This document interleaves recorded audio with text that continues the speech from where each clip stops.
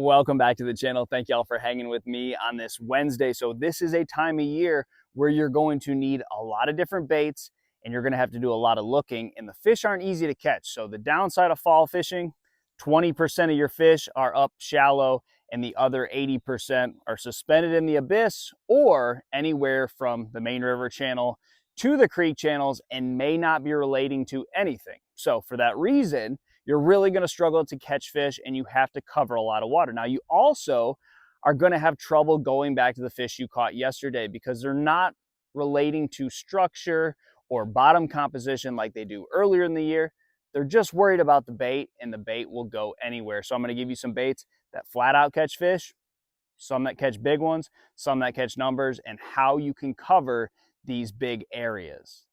So the fish can be anywhere from 6 inches out deeper off the end of the structure, suspended. Let's start with the shallower fish. So those fish that will push bait all the way to the bank, a frog. If you don't have a lot of cover on your lake like bushes or hydrilla, go with some other type of topwater walking bait. But if you have a bunch of wood or a bunch of grass that is right up against the bank, a frog is hard to beat. Now, the downside of the frog is it doesn't catch a lot of fish. So this is strictly a big fish bait. But if you're around big fish, you have to lock this in your hand. Now, if you need something to catch you numbers, maybe it's a tough fishing day, you cannot beat a fluke. And the fluke is going to work in that 6 inches all the way out to the first 5 feet. So if you're fishing a big flat, it may have a couple ditches and drains weaving around on it, but that fluke is going to work everywhere. Now, the downside of the fluke is that it doesn't catch big fish like the frog. So if you need bites, the fluke, you can't beat a soft plastic minnow style bait.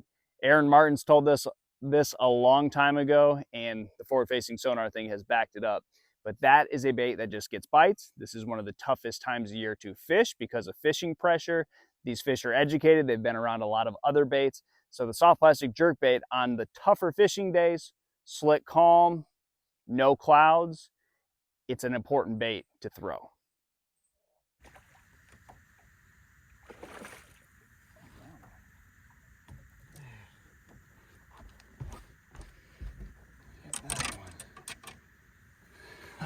So the bass are totally keyed in on the bait, which makes this the most challenging time of year to fish because you can't go back to the fish you caught yesterday. So in the springtime, bass are usually relating to the structure or bottom composition. They want to get on shell, rocky, clean places to feed up before they spawn. If you're catching them out of reeds, they just want reeds and some type of hard bottom. They don't want 9 other types of vegetation in there. And it's the same thing goes for when you're fishing around structure.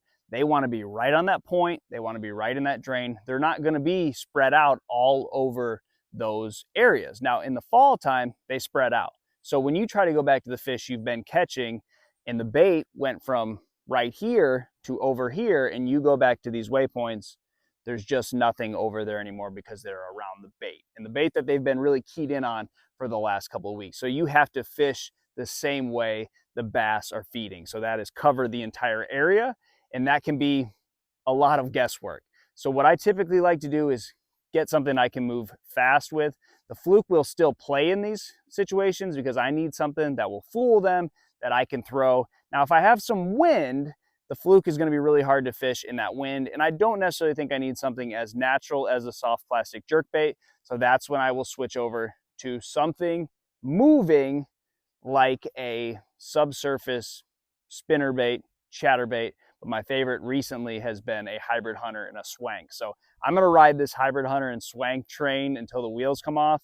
And I think this could possibly be the next chatterbait if guys catch on to it. But something I can fish fast, and I do get a lot of bites on that. So this is going to be a sunny time bait, but it's something I can fish fast. I know I've said that 3 or 4 times, but that's what you need. You need to be able to cover big areas because those fish that you were catching over here have now moved over here.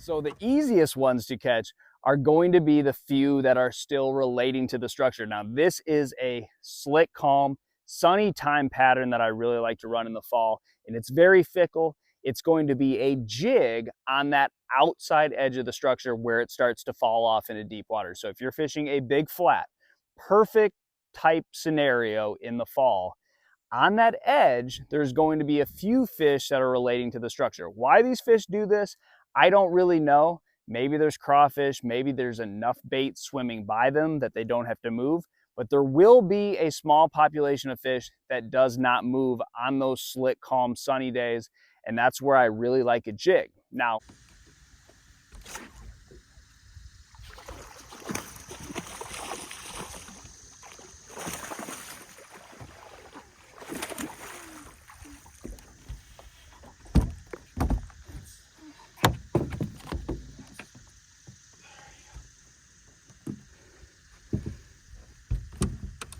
gone.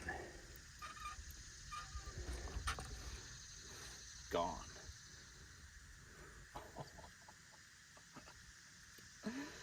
Knew it.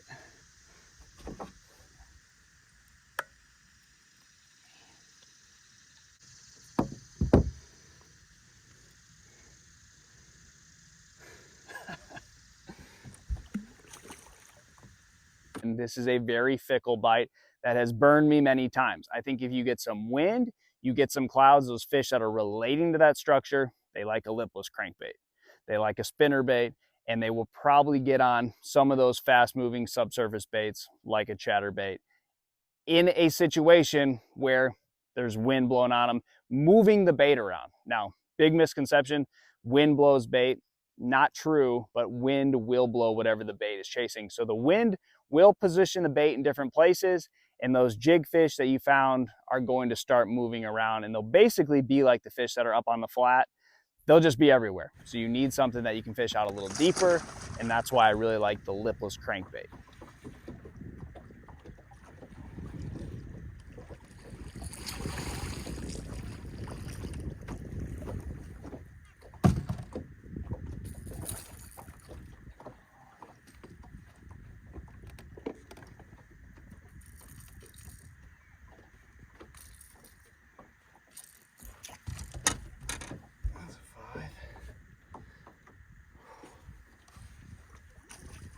And the last fish you can catch are the ones that have totally went off the edge of the structure. They're really not relating to it at all. They're nowhere near it. They're not even suspended over the top of it.